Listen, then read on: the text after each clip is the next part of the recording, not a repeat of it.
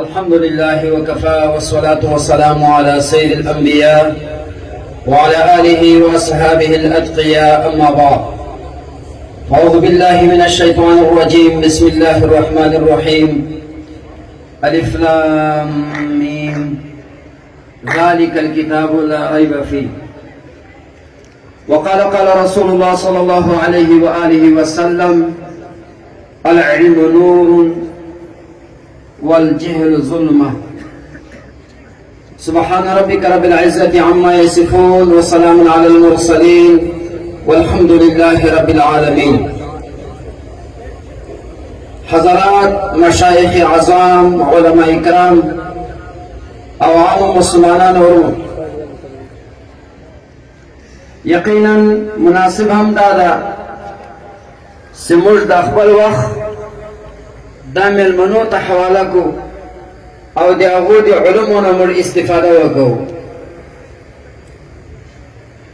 خو بیا هم زه خپله خبره ډېره مختصروم. مسلمانانو ورونو، قرآن عظیم الشان وروسته د ایمان نه دا یو عظیم نعمت ده چې الله موږ تاسو ته راکړی ده.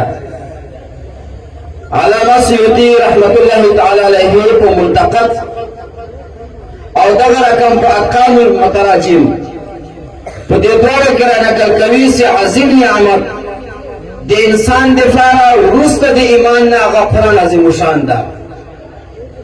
قرآن عظیم الشان دا یو نور د الله رب العزت انسانانو ته رالیږلی ده. دا د آدم علیه السلام د وخت نه چې کله به هم انسانان په تاریکۍ کې واقع کېدل، په ظلمانیت کې به واقع کېدل، الله تعالی به هغه انسانانو ته د پوهې، د شعور، د هدایت او د سمې لارې دپاره الله کله صحیفې رالیږلې او کله کتابونه.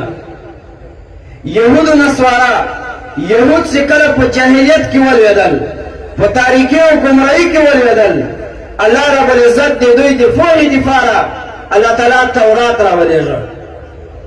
خو دا تورات د الله کتاب و. موسی علیه السلام د الله پیغمبر و. یهودیت یو سمه لاره او دین و، لیکن په دغه کې فرقې جوړې سولې، ټولۍ جوړې سولې، یو اویا فرقې پکې جوړې سولې. په یو اویاو کې دا اویا فرقې ټولې باطلې او فاسدې لارې وې، لیکن یوه فرقه ناجیه پاته وه. اوس اویا خولې یوې طرف ته او یوه خوله بلې طرف ته، دا هېڅکله مقابله نشي کولی. خو څه وشول؟ یهودیت الله تعالی جل شانه مکمل ختم کړو. د هغه نه وروسته الله رب العزت په نصاراو باندې ورحمېده. الله تعالی جل شانه د عیسی علیه السلام په شکل کې پیغمبر راولېږو، د پوهې د هدایت دپاره انجیل ورکړو. عیسایت د خدای تعالی جل شانه یوه حقه لاره وه، دین و، لیکن بیا فرقې جوړې سولې. 72 فرقې جوړې سولې. په 72 کې یوه فرقه سوله، هغه ناجیه وله، لیکن دا یا ټولۍ دا ټولې فرقې فاسده او باطله ولې. هغه عیسایت دا ختم سو. الله بیا په انسانانو باندې ورحمېده. الله تعالی جل شانه سرخیل د انبیاء راولېږو. امام الانبیاء رالی، حبیب الله رالی، رحمت للعالمین رالی، خاتم الانبیاء والمرسلین سیدنا محمد مصطفی صلی الله علیه وسلم الله راولېږو. الله هغه ته یو کتاب ورکړو، د هغه نوم قرآن عظیم الشان ده. قرآن عظیم الشان ډېر سفارې ده. قرآن عظیم الشان یو سل 14 سورته ده. قرآن عظیم الشان 7 منزله ده. قرآن عظیم الشان 540 رکوع ده. قرآن عظیم الشان دا 3,23,980 حرف په قرآن عظیم الشان الله تعالی راولېږو. 6,680 آیاته قرآن عظیم الشان الله راولېږو. په دې کې 2,500 اوامر الله راولېږل او 2,500 نواهي الله راولېږل. خو قرآن ته الله هغه اعزاز ورکړو، الله هغه قدر ورکړو چې قرآن ته الله تعالی کلام الله وویل. قرآن عظیم الشان دې ته الله تعالی صفت د عظمت ورکړو. ولقد آتيناك 7 من المثاني والقرآن العظيم.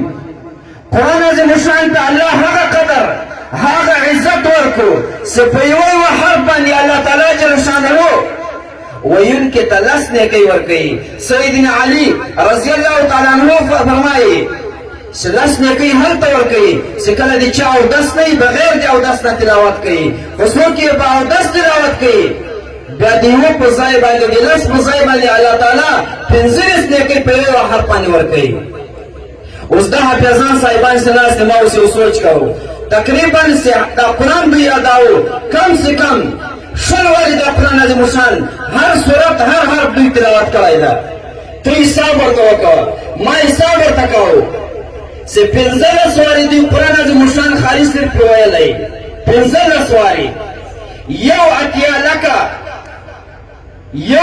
لکا تقریبا 200 زره نیکی قرآن عظیم الشان په یو وار باندې تلاوت ختم باندې الله تعالی دوی تور کوي او سیدا 15 سواری سي تقریبا یو اتیا کروڑ به ان شاء الله یو اتیا کروڑ او 150 لک نیکی الله رب العزت ته وین په تور کوي قرآن عظیم الشان دی الله تعالی هغه کتاب ده حضرت علی کرم الله وجهه فرمایي چې د قرآن اسرار د قرآن هغه رموز او د قرآن کې کوم حکمتونه دي دا د بیان قابل نه دي څوک بیانولای نشي که زه وغواړم چې په قرآن باندې تفسیر ولیکم نو خالص صرف سورة فاتحه تر ولضالین پورې که زه دا ولیکم او یا شان به یې پورته نه کړي نو ورته اندازه ولګوه چې د ټول قرآن تفسیر سړی لیکي دا به څومره وي حضرت شیخ عبدالعزیز دباغ نور الله مرقده حضرت مولانا محمد زکریا صاحب نقل کړی دی دی وایي چې د قرآن عظیم الشان چې یو آیات په کاغذ باندې لیکلی او دا کاغذ کله په ځمکه باندې ولویږي الله تعالی د قرآن د خدمت دپاره د ملایکو یوه ټولۍ مقرره کړې ده دا دستي راځي د دغه آیات چې کوم اسرار دي دا پورته کوي ولې ولکه دا اسرار د آیات پورته نه کړي یو څوک څور باندې کښېږدي دا کې داسې مواد دي دومره طاقت ده چې دا اسمانونه او ځمکې دا به ټول سره راغورځار کړي راوبهیې نړوي قرآن ته الله تعالی هغه عظمت قرآن ته الله تعالی هغه قدر الله تعالی جل شانه ورکړی ده خو سعادت او بشارت نیکبختي او مبارکي دغه نوراني چهرو ته دي چې د قرآن عظیم الشان 6666 آیاتونه دا په خپله سینه کې را بند کړل د قرآن عظیم الشان 3,000 حرفه دا په دې خپله سینه کې را جمع کړل زه مبارکي یم دې حافظانو ته او د حافظانو بیا خاص کر والدین کرامو ته او بیا د دې د جامعې استادانو ته الله تعالی جل شانه دې د دوی د عظیم قرباني په برکت او په توفیق باندې موږ تاسو ټول ته صغیره او کبیره ګناه را معاف کړي تاسو یې امین الله دې موږ تاسو ټول ته ګناه را معاف کړي او الله تعالی دې موږ تاسو ټول نه راضي شي وای امین الله تعالی دې موږ تاسو ټول نه راضي شي وای امین الله تعالی دې موږ تاسو ټول بچان هغه عالمان حافظان به عمل کوي وما علیه الا البلاغ